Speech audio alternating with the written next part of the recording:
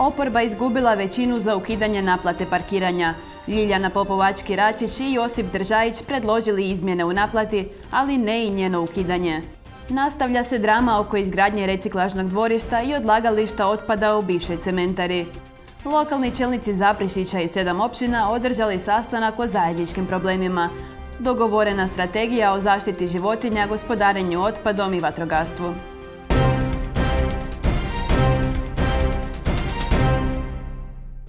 Poštovani gledatelji, dobar vam dan. Nezavisna vijećnica Ljiljana Popovački-Račić i Josip Držajić, vijećnik stranke Bandić Milan 365, jučer su predložili amandman na odluku o naplati parkiranja na području grada Zaprešića. Nisu za potpuno ukidanje naplate, već među ostalim traže da se cijena satne karte u prvoj zoni snizi s 5 na 4 kune i da se fizičkim osobama s prebivalištem, odnosno boravištem na području Zaprešića, omogući kupnja mjesečne karte za 20 kuna za neograničeno parkiranje samo u drugoj zoni.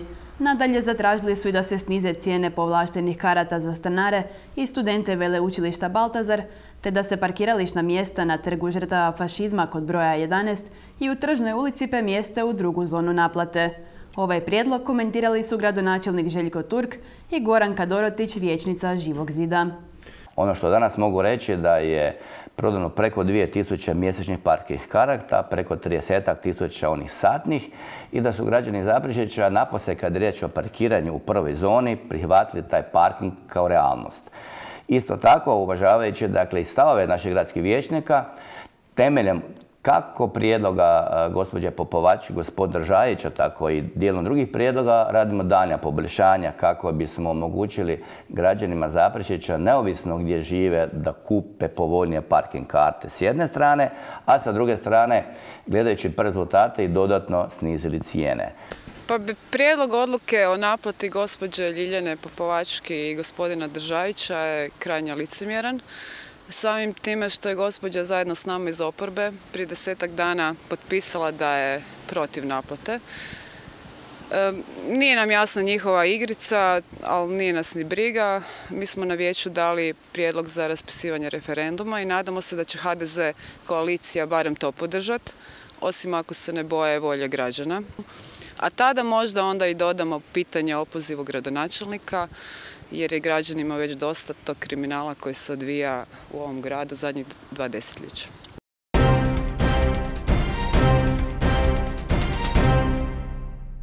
Nastavlja se saga oko izgradnje reciklažnog dvorišta i odlagališta otpada na području bivše cementare u Podsusedu.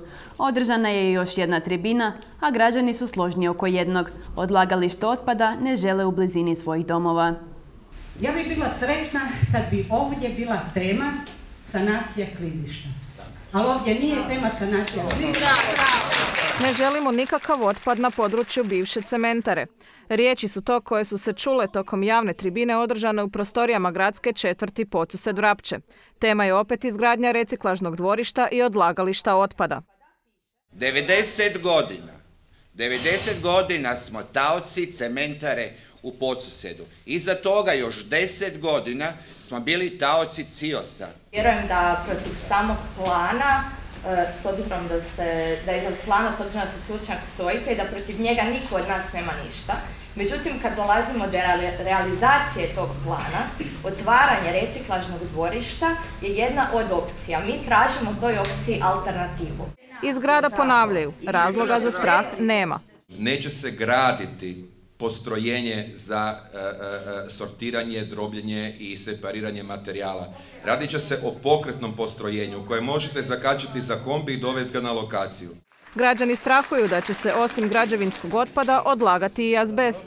Iz grada su takve informacije opovrgnuli pozivajući se na projektni plan u kojem se nigdje ne spominje opasan otpad. Dakle, u ovom dokumentu mi govorimo o građevinskom otpadu, što isključuje postojanje i prisutnost azbesta. Postavljena su mnoga pitanja. Gradi li se reciklažno dvorište isključivo zbog sanacije klizišta, te hoće li nastaviti s radom i nakon? Koji su pozitivni, a koji negativni učinci? Na sva pitanja nisu dobili zadovoljavajuće odgovore. Trebali smo čuti profite i deficite zdravstvene, poslovne i novčane. Ništa nismo čuli. Drugo, o sigurnost građana i sused grada i Gajnica prije bilo koje sanacije klizišta. Dječji vrtić je u radijusu tornja. Kako mislite to razgraditi? Detonacijama sigurno ne. Točkom 8.4 prostornog plana grada Zagreba točno su definirane lokacije na kojima je moguće gospodariti sa otpadom. Kaže, za potrebe uspostave cjelovitog sustava za gospodarenje otpadom grada Zagreba određene su sljedeće lokacije. Kao lokacija za reciklažu i odlaganje neopasnog građevnog otpada i zemljanog iskopa isključivo u funkciji sanacije klizišta, Kostanjek određuje se lokacija unutar šireg područja nekadašnje tvornice cementa u Podsusedu sukladno posebnom projektu. Projekt sanacije klizišta je izrađen. Postoji lokacijska dozvola. Čeka se građevinska, a javna rasprava se nastavlja i traje do 28. veljače.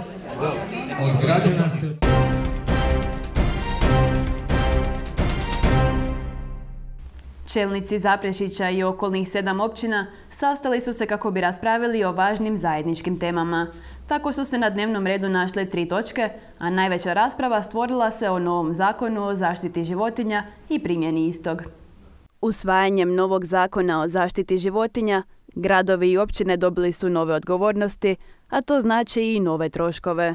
Tako su oni dužni snositi troškove skrbi, sterilizacije, označavanja i veterinarske zaštite napuštenih ili izgubljenih životinja u skloništu. Povećavaju se troškovi zbrinjavanja pasa, a mi jednostavno u svojim proračunom nemamo dovoljno sredstava. I nalazimo rješenje kako to napraviti u našem kraju. Uz pomoć veterinarske stanice mislim da ćemo napraviti jedan model, da ćemo primorati sve ljude da brinu o životinjama.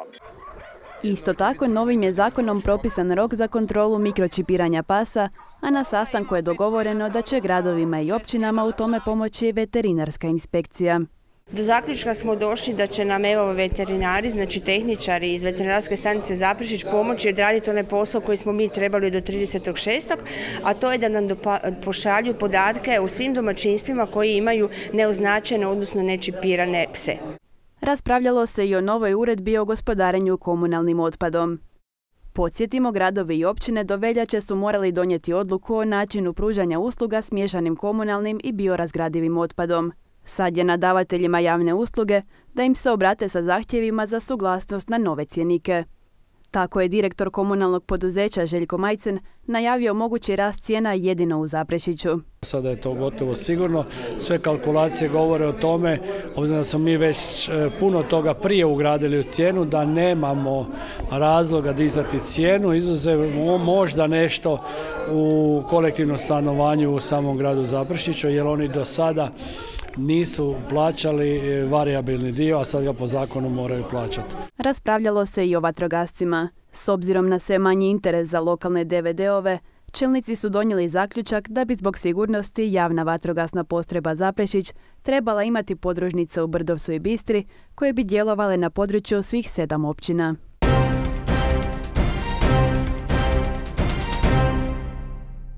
Hrvatska mreža protiv siromaštva organizirala je konferenciju naziva Izazovi minimalnog dohotka u Hrvatskoj, iskustva i prijedlozi EMIN2 projekta. EMIN2 je projekt Europske mreže protiv siromaštva kojoj je cilj da u europskim zemljama osvijesti širu javnost kao i nositelje političke odgovornosti o važnosti izgradnje primjerenog sustava minimalnih socijalnih naknada. Izgradnja primjerenog, dostupnog i osnažujućeg sustava minimalnih socijalnih naknada u europskim zemljama glavna je zadaća Europske mreže protiv siromaštva. Tribinom Izazovi minimalnog dohotka u Hrvatskoj, Hrvatska i Europska mreža protiv siromaštva žele tu poruku istaknuti i u našoj zemlji. Kakva je po tom pitanju situacija u Hrvatskoj, prokomentirao nam je voditelj EMIN2 projekta na europskoj razini. In general, the kind of key message that comes to Croatia is that it's a little bit more reactive and it needs to be more preventative. So the amount of money it's investing in its social protection systems and its minimum income schemes is not adequate to the tasks involved. And our message is that investment in minimum income schemes is really an investment that has return. Važno je naglasiti razliku između minimalne plaće i minimalnih socijalnih naknada. Bitna je ta razlika između minimalne plaće i minimalnih socijalnih naknada, tako da ostane jedan određeni prostor za radnu aktivaciju, da ljudi budu motivirani prihvatiti posao. Sada to ilustriramo, znači u Hrvatskoj, ako se čovjek zaposli na minimalnu plaću, ona danas iznosi negdje oko 2750 kuna neto. A osnovica za zajamčenu minimalnu naknadu koju primaju najsiromašnije 800 kuna. Ova konferencija je prikladno organizirana u povodu obilježavanja Svjetskog dana socijalne pravde, koja je i krajnji cilj EMIN 2 projekta.